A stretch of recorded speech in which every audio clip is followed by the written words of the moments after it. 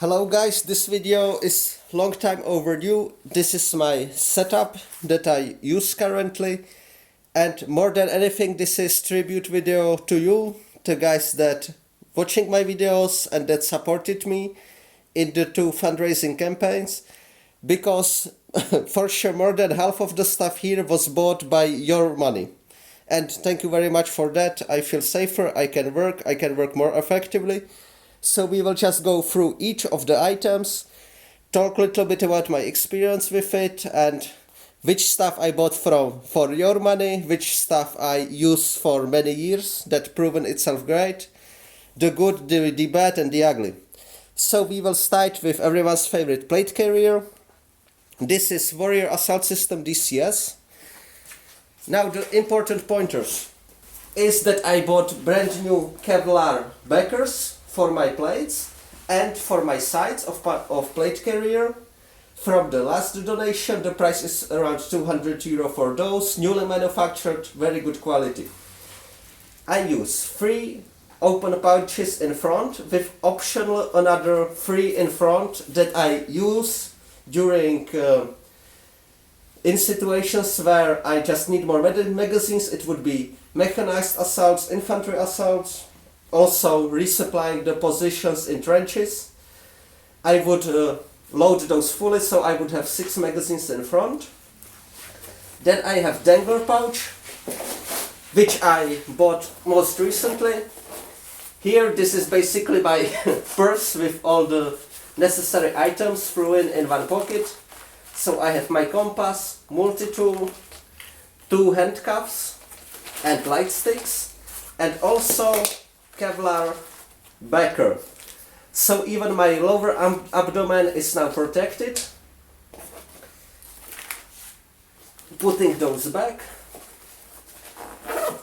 So that's pretty much for front of the carrier.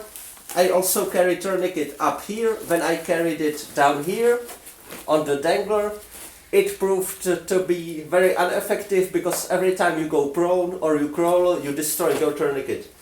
So really the way to go is to rock it horizontally right here. Now back of the carrier. Now in summer months it's absolutely necessary to have camelback on you. So I have this Source 3 liter one. I used exactly the same in the previous war too. It's probably the most low profile solution and it just works great. Then I have dump pouch on my left side, folded, universal pouch on my left side too. Here goes usually radio or extra magazines. Then I have one F1 grenade on the cummerbund, like so. On the other half of the cummerbund, I have this latest and greatest smoke grenade, RDG 55MB. Advantage over the usual RTG is that here you have a pull pin under this cover, so you don't need to fuck around with lighter, nothing like that. You just pull both sides away, pull the ring and you have instant smoke, very good. Next to the smoke grenade, I have offensive grenade. So basically I carry on me 3 grenades in total and 1 smoke grenade at all times. So then it's my belt line. I use this belt with Velcro that hooks to the inner belt that I wear in my pants. Here I have also purchased from your donation Leatherman Raptor. Probably the best scissors. You can cut pretty much everything. You can cut through Kevlar. Great tool. Little bit expensive, little bit bulky, of course. Then I have my personal IFAK for myself when I get wounded. I have my JP Pelton and big knife. This is great when creating camouflage, which is extremely important in the current war because of drones. I can cut down small trees, that's why I use so big blade. And yes, I can exist with this very easily, go through all the tasks. Then on my belt line I have this RGO grenade, upside down in the pouch. So yes, that's for my belt line. And that what concerns me the most, it's my medical backpack. Here I have a foldable stretcher. Here I have a evacuation line, basically 12 meters long line with carabine that I can use for extraction of the wounded. My scissors, easy accessible tourniquet.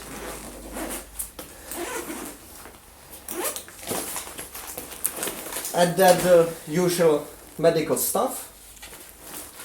Now, I would like to thank to the supporter of this channel who donated this backpack, the Tasmanian Tiger, and it hooks on even bigger one, which is like my mass casualty, my resupply backpack. So thank you very much, homie. So going back to the helmet, I use surplus one. This one probably went through Afghanistan. It's British United Shield, most likely manufactured in China. I use Team Wendy harness for it, which make all the difference in the world. The easiness of setting up the volume and also how well it holds the helmet on your head. It just doesn't tip over with the night vision. So really absolute game changer. Then I use Comtech One, kind of vintage piece of AirPro, but I just don't have the funds unfortunately to get the latest version with microphone, but it works great. It works amazingly. I'm very happy. Then I use original Pelter adapters. And really don't buy Chinese. I used Chinese before and the difference is just huge. Really always buy the original Pelter ones or the Unity Tactical. Now, why I would use high-cut helmet in this war full of shrapnel? It's very easy because I need those adapters so I can unfold my ear pro for a simple reason, because I need to use my phonendoscope as well for my medic roll. So I just take those, I fold them back or forward, I put the phonendoscope in my ears and I can work. Yes, I can examine the patient, no problem, put the phonendoscope away, fold those back on, and yes, it works great. But in future I definitely need to buy new helmet. And now everybody's favorite piece of kit, the AKSU-74. Wonderful gun, very small, just probably the best gun for specialists. When you're not expected to use your assault rifle too much. For all the RPG-7 gunners, drivers, tankers, AKSU is just amazing. Folding stock, but I can't fold it now because I have the endpoint on. But yes, wonderful gun, looking very cute. But there are nuances to that. This is really not for combat. It's more like glorified pistol.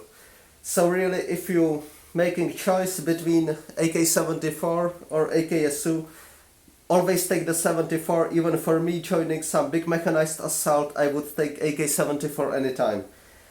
The barrel is just too short, so basically you're getting energy of 9mm Luger out of this package.